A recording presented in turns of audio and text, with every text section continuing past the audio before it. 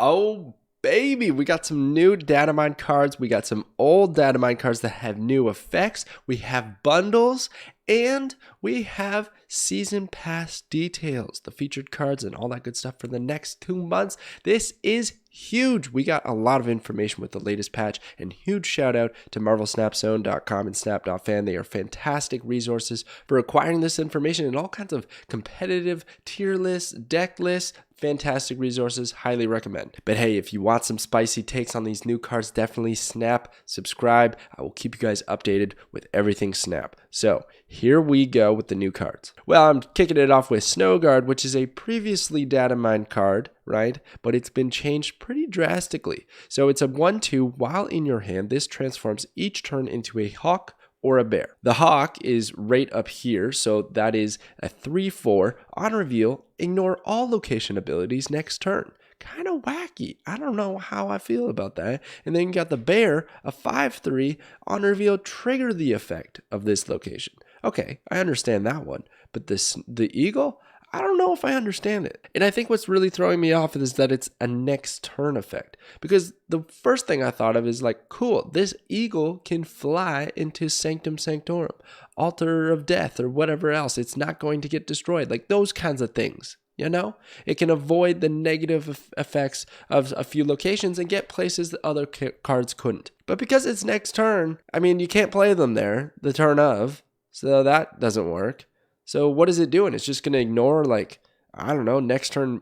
And then locations, are they ongoing? Like, I was just about to say, like, sewer system, the negative power. Is it going to ignore it next turn? But then at the end of the game, it's just going to apply it again? So, like, that doesn't matter. Like, what happened there? Could this stop TVA? Because the game would end on turn 4 and it's going to ignore the abilities of that location? Does this card, is it the only thing that ignores the location? Or is it like your entire side of the board or the entire game? Like there's so many variables here that is just not explained in this small amount of text. So I don't know how to feel about this eagle. But the bear, we can understand the bear, right? 5/3, trigger the effect of this location. So you got to play it at a location that has a trigger. For instance, the hub, that gives you a random card to each player's hand. Okay, there you go. That's going to work. You got things on a turn timer, right? Like Asgard. So after turn 4, whoever is winning here draws 2 cards. So like if that already happened on turn 4, then you could play the bear on 5. And if you're still winning there, you draw another 2 cards. That would be pretty wild. That could be pretty good. Maybe a 5/3 though for that effect. I don't know if that's worth it. I just don't quite know. And it's few and far between. There's a lot of locations that don't have a trigger. They're just like general effects. Think of like things like bar with no name, right? Whoever has the least power here wins. Well, you can't activate that ability, right? So it's like, what are you doing? So overall, I don't even feel that great about both of these beasts. And on top of that, there's variance in this card. So it's a 1/2. While in your hand, it's going to transform from a hawk to the bear, right? So if turn 1, it stays as Snowguard, and then turn 2, it becomes a hawk. Turn 3, it becomes a bear. Turn 4, a hawk. 5, a bear. 6, a hawk. That's just like a guess. Because again, I don't know if it transforms on the first turn, the minute that you draw this, right? Is it going to happen immediately? If it does happen immediately, I could draw it maybe on turn 4, it becomes a hawk, and then the next turn it's a bear, and then it's a hawk. I don't know. And then it's like, what if I really wanted the bear that turn, but it's a hawk, and then I don't want to play the hawk at all, and maybe it's like turn 4, and then I know turn 5 there's going to be a bear, but I have arrow in hand or something better, and I can't play it, and then turn 6 I have to play the other one just for stats. Like, I don't know, what are we doing here? I just feel like there's way too much variance. I'm giving it 2 stars. Honestly, it could have been 1, but I'm not going to give it 1 because maybe these location affecting abilities are cracked and I'm not thinking out complete scenarios here. If the eagle works, like it can go to other places, like the locations that have negative effects, or maybe completely blocks them for your entire board, right? Then maybe it's good. Maybe those turn timer ones like Asgard, you don't want your opponent to draw 2 cards, so you play it there to deny the turn timer, right? Maybe that's the only thing. It's denying certain triggers. So like TVA possibly, then maybe that's a little bit better, but still you can't reliably play the eagle when you want to, so you might not be able to line it up with those triggers. Also, I gave it 2 stars and couldn't give it 1 star because of how gorgeous this card art is. My goodness, the colors, the pink to the blues and the snow and the ice. Oh my gosh, it's amazing. And look at the variants too. I love the one on the top with the angel or the eagle, I guess, in this scenario, ice wings. Oh my goodness, I love this card. This is great. But overall power wise, I just don't think it's there. And then we got Stegron, a 4/5 on reveal, move an enemy card from here to another location. So another disruption move card, and I'm here for it. I quite like those cards. You got cards like Polaris, right? Or Juggernaut doing similar things. This is kind of like Jug, except it's not conditional, right? You got to hope that your opponent played a card at the same turn so that Jug can actually move it. But you kind of are hoping that your opponent has a card there, which probably isn't too hard. They're playing cards. You can line it up pretty nicely. It's an on reveal. It's a 4/5 stat line, which is pretty bad, I guess, but also not the worst. Not the worst for an ability like this.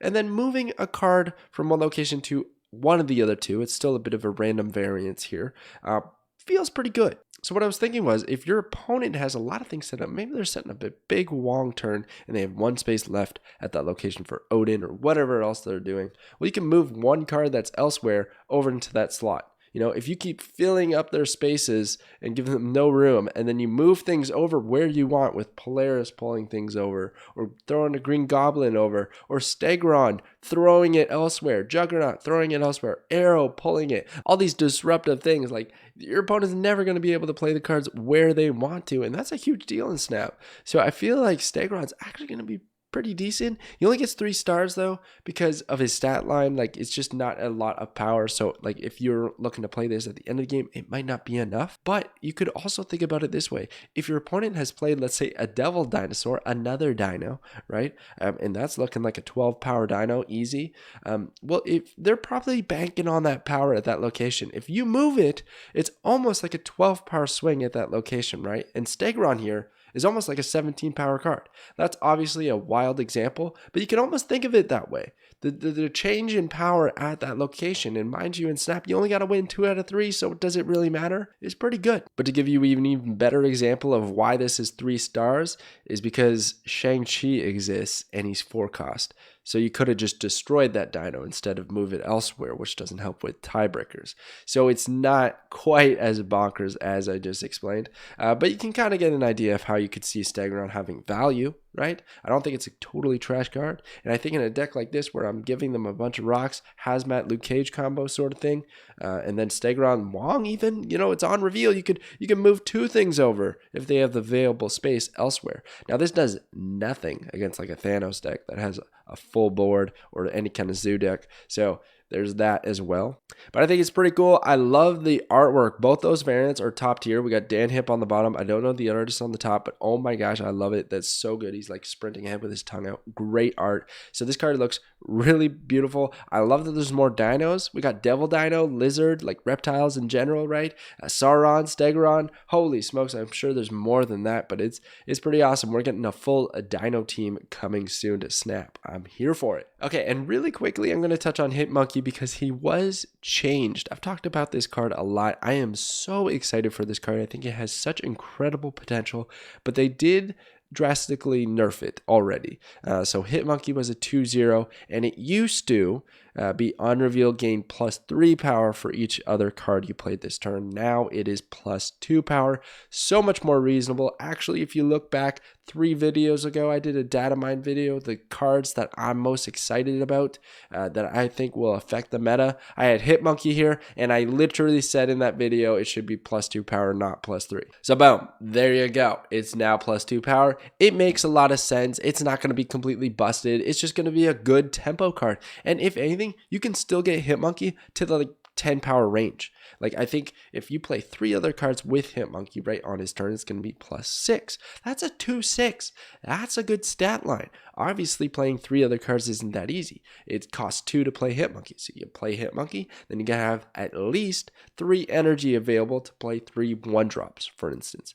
But there's a lot of shenanigans we can get up to with this card, right? So you got cards like Beast. You can bounce things back. They're going to be discounted, and you can play them again. If actually you can also do that to Hitmonkey. Let's say I only only got my Hitmonkey to 4 power. Well, I play Beast at a location with 2 other 1-drops. They're going to come back to my hand and that Hitmonkey.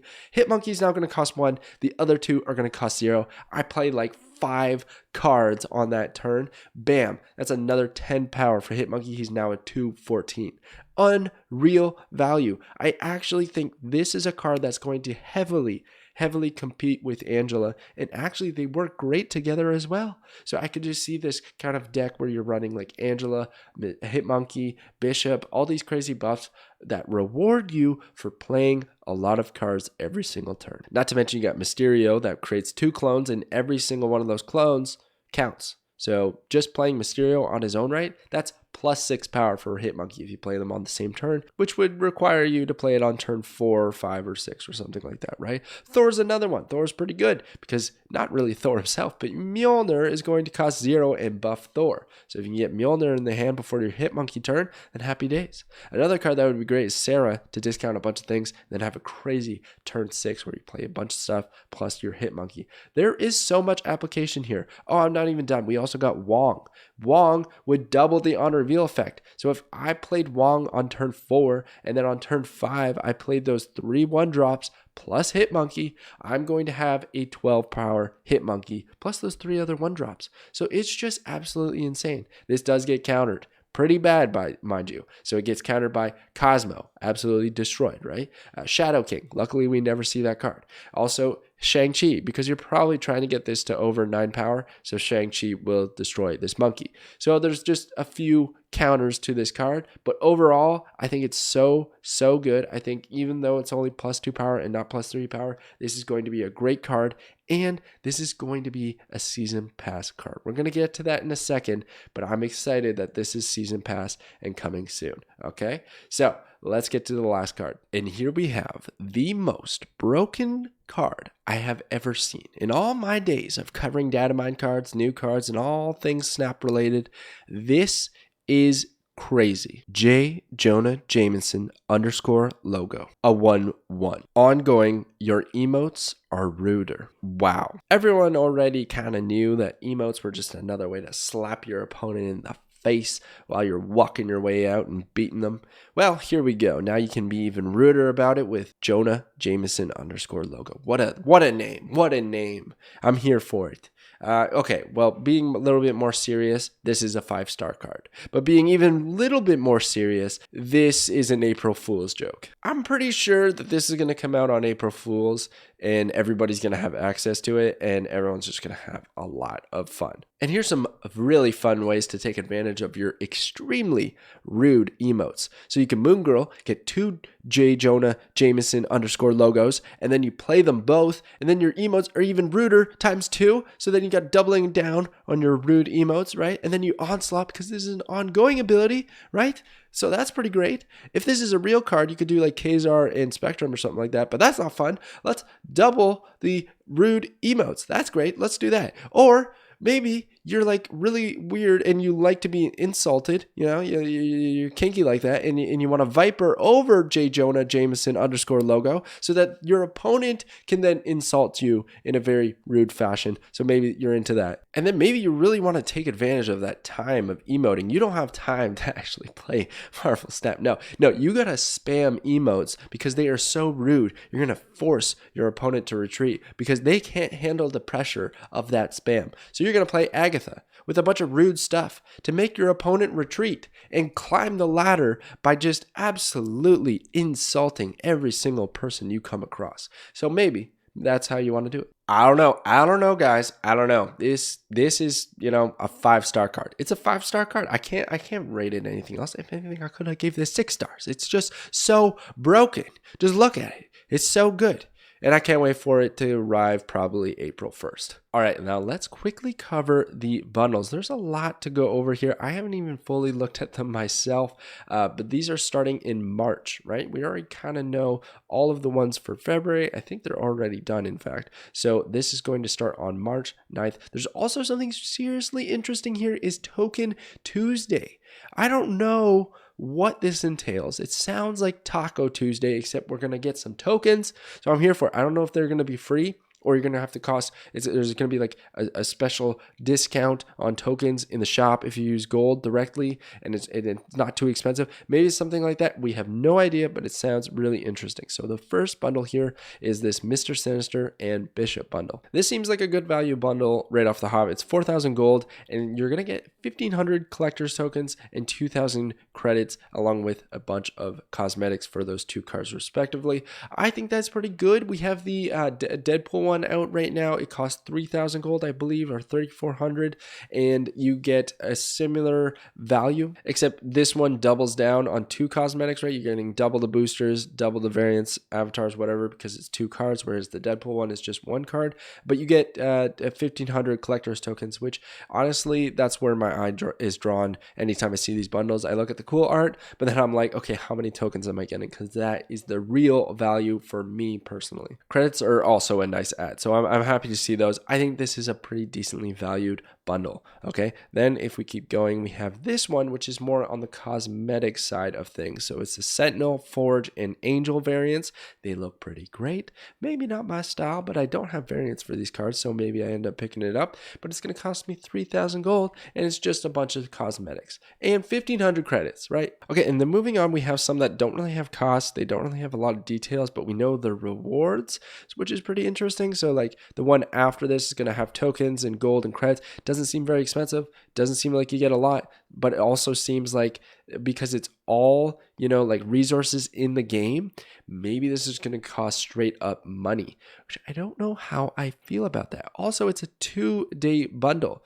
So if we look at this, it's on a weekend. So I don't know what this one's all about, but you got to nail the pricing on this, because this could cause a bit of rage in the community when you do stuff like this. So I don't know how I feel about it. And then we have the daily ones, March 27th.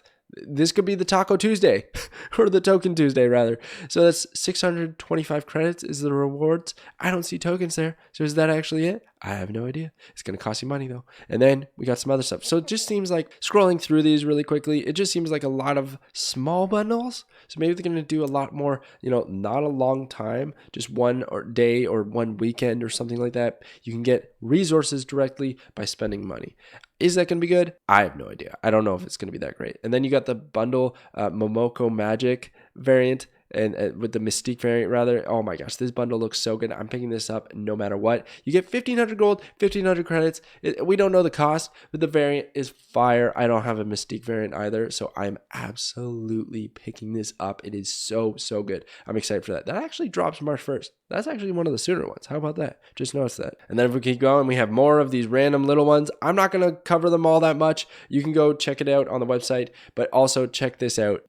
April Fool's bundle title, I got a rock. It's going to cost you 400 gold. That is hilarious. That is so funny. Okay, and here we go. This is the March season pass. So the season pass card is going to be Nimrod, which when you destroy it, it creates 2 copies of itself at other locations. Interesting. A 5/5. I don't know. I kind of have mixed feelings about this being the season pass card, but we'll give it a shot. I like Destroy, so we'll try it out. Pretty good with Galactus, pretty good with maybe Arnim Zola, those kinds of things. And then Wolverine and Sentinel variants, which look really good. I really like both of those. I'm going to rock both of those. The card backs look pretty great. I love the Sentinel one. That's pretty awesome. And then the Nimrod, the Dan Hip Nimrod avatar, I don't normally get fired up about avatars, but Dan Hip I will get fired up about, and that variant is sick. So this looks pretty awesome. And then on April, we have details about the season pass, which normally we don't have that much advance notice, but here it is. It's going to be Hitmonkey is the season pass card, just like I was mentioning earlier. And then a couple of variants here by Rian Gonzalez. I hope I'm pronouncing her name correctly, but she's an incredibly talented artist. And look at that Goose variant, dude. Oh my gosh. That is so good. Hitmonkey looks awesome. Even that Cosmo looks pretty awesome. A little bit odd, like how high up it is. I feel like it needs to be lower, but maybe that's just a glitch. The avatars look so good. Oh my goodness gracious. And the card backs are amazing too. That Goose card back, wow. So there you go. Let me know what you're most excited about, what you think about these datamine cards. And if you haven't snap subscribe.